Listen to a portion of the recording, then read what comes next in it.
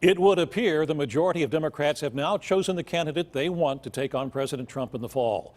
Former Vice President Joe Biden soundly defeated Senator Bernie Sanders in the majority of yesterday's primaries, continuing the momentum from last week. But have the Democrats settled on a candidate nationally and here in Pennsylvania? And how important is the next debate?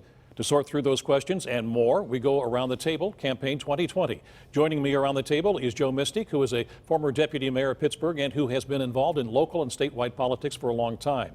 Joe also teaches law at Duquesne University. On the other side of the table is Keith Schmidt. Keith is the former state director for Republican Senator Rick Santorum, and he worked on Santorum's presidential campaign.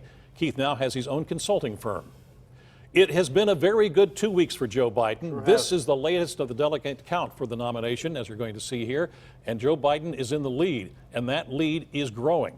And nationally, the latest average of polls by Real Clear Politics shows Biden has doubled his lead over Sanders.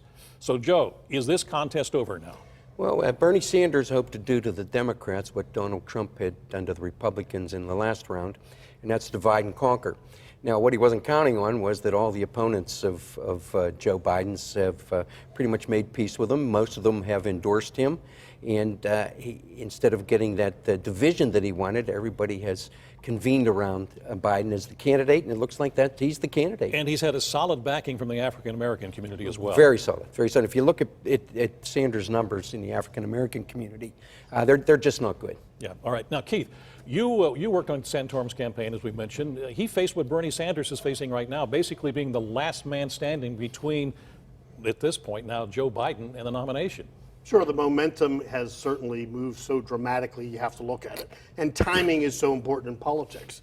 And as we spoke the last time we were on the air, when Elizabeth Warren stayed in too late and Super Tuesday turned into a tremendous landslide for the vice president, that changed things. Had Bernie been able to win Texas, Massachusetts, Maine, and Minnesota, he'd actually had a delegate lead that night.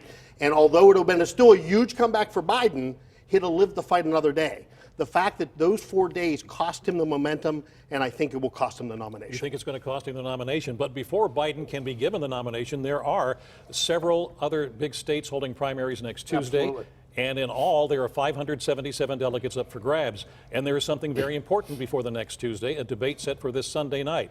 And Keith, this debate will only have Biden and Sanders on the stage. What difference does that make? Well, it's a huge difference just because of the amount of content that we'll both be able to express over a period of an hour and a half or 2 hours. I don't know what the format is. But more importantly, it's set up where Biden is protecting the lead and Sanders has nothing to lose. And that's a dangerous place to be for someone who's holding the delegate lead with the vice president. I think you'd agree. Just further proof that Bernie Sanders is not a Democrat. He attached himself to the Democrats, hoping to use them as a vehicle to get to the presidency. And he did this once before and may have cost the Democrat the election, and he may try to do it again. Okay. If he were a true Democrat, he'd be out of this race. He'd make peace with the leader, and we'd go on to November. All right. Well, the Pennsylvania primary now is about a month and a half away.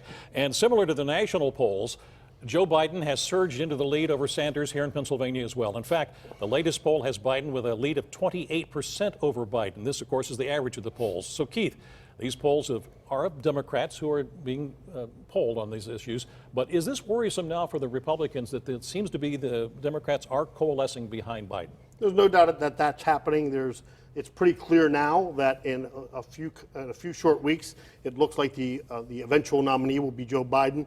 But I can tell you the narrative on the Republican side is he's the best of a very weak field. And I truly believe you're setting up a rematch of 1984 when President Reagan asked, do you really want to go back with Walter Mondale? Are you better off than you were 4 years ago? That narrative, I think you're going to hear loud and clear in the ensuing months leading up to November. Are you better off than you were 4 years ago? Do you really want to go back to the Obama-Biden years? You got about 30 seconds. Yeah, I think there's a likability factor here. There's a lot of Sophie Maslow in the Joe Biden campaign. People just like him. They trust him. They know that he's honest. He's not going to mislead them. He's going to be fair to them. He's going to give all of them a voice. And I think that's what the election is going to turn on. But he has to avoid a Joe Biden moment because he's 78 in November, and if he has a Joe Biden moment, I'll trade all his moments for Donald Trump's moments, and I'll bet you I come out on top. It's the age issue that I'm talking about. I'm not challenging you on that, but the age is a factor. All right, good. Well, Okay. it's going to be a very interesting week, gentlemen. Thank you for going around the table.